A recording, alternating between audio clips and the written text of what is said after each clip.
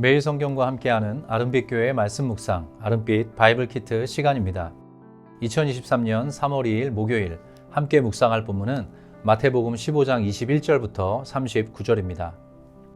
그 중에서도 오늘 특별히 주목하고자 하는 말씀은 15장 21절과 22절 그리고 27절의 말씀입니다.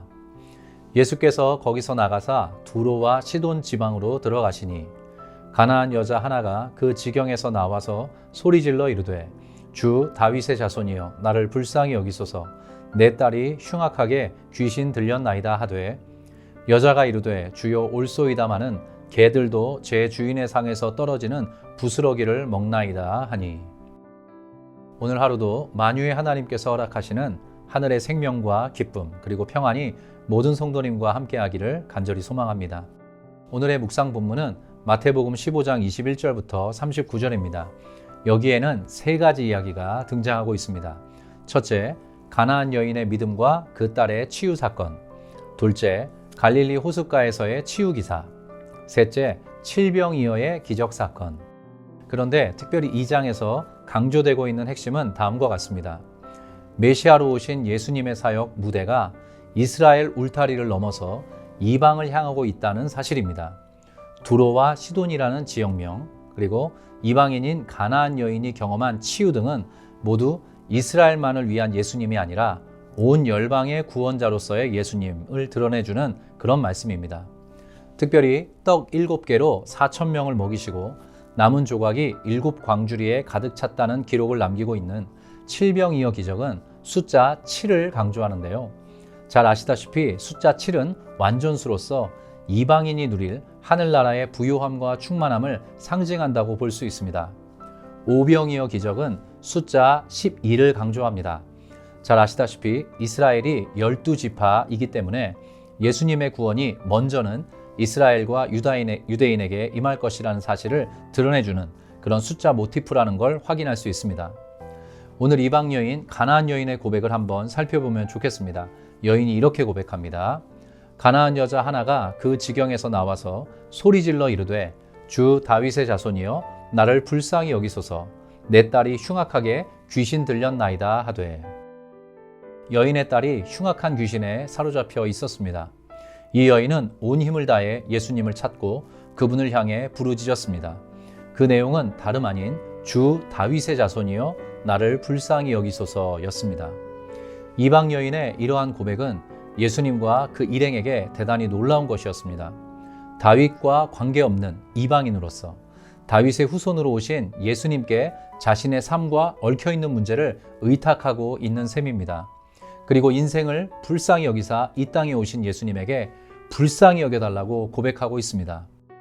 이는 이후로 예수님을 믿고 신앙하게 되는 모든 이방인을 대표하는 자로 이 여인을 부각시키려는 마태의 의도입니다. 저와 여러분 모두 유대인이 아닙니다. 우리 모두는 본래 하나님의 은혜에서 외인이었습니다. 그런데 우리에게 하나님의 은혜가 임하였습니다.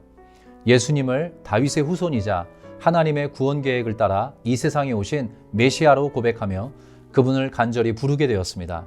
무엇보다 이 여인처럼 예수님께 나를 불쌍히 여겨달라고 고백하면서 우리의 신앙 여정을 펼쳐가고 있습니다. 이 가나안 여인과 꼭 같지 않습니까? 27절을 함께 보겠습니다. 여자가 이르되 주여 올소이다마는 개들도 제 주인의 상에서 떨어지는 부스러기를 먹나이다 하니. 이방인인 자신의 처지를 개에 비유하는 그런 모습이 다소 과하다 느껴질 수 있겠습니다. 그러나 이 여인의 고백은 모든 이방인에게, 이스라엘이 아닌 모든 이에게 하나님의 구원과 예수 그리스도의 은혜가 필요하다는 선언과 같습니다. 또 하나 이 여인은 주인의 상에서 떨어지는 부스러기라도 달라고 간청합니다. 이는 매우 중요합니다. 비록 부스러기 은혜라고 할지라도 그 은혜와 관심이 자신의 딸을 낫게 할 것이라는 믿음이 이 여인에게 있었다는 말이기 때문입니다. 이 여인의 예수님을 향한 전심전력을 담은 의뢰와 신뢰가 느껴지십니까? 이러한 여인의 신앙 고백과 절규 섞인 간청을 들으신 예수님께서는 여자여 내 믿음이 크도다 내 소원대로 되리라 말씀하십니다. 그리고 그때로부터 그녀의 딸이 낳았다고 성경이 기록합니다. 저와 여러분, 본래 이방인이었지만 하나님의 위대하고 장엄한 구원 계획을 따라 하나님의 자녀가 되었습니다. 우리에게 필요한 건 매일의 부스러기 은혜입니다. 그 은혜는 우리를 치유하고 회복시키며 모든 문제를 넘어설 힘과 능력, 소망이 됩니다. 비록 부스러기일지라도 그 은혜가 없이는 도무지 살아갈 수가 없기 때문입니다. 예수님을 향한 이 여인의 마음과 고백, 그 신뢰를 기억하고 오늘도 은혜를 구하며 걸어가는 모든 성도 되시길 간절히 빕니다. 함께 기도하겠습니다. 하나님 아버지, 놀라운 구원 계획을 수립하시고 이 땅에 예수 그리스도를 통해 그 계획을 펼쳐주셔서 감사합니다.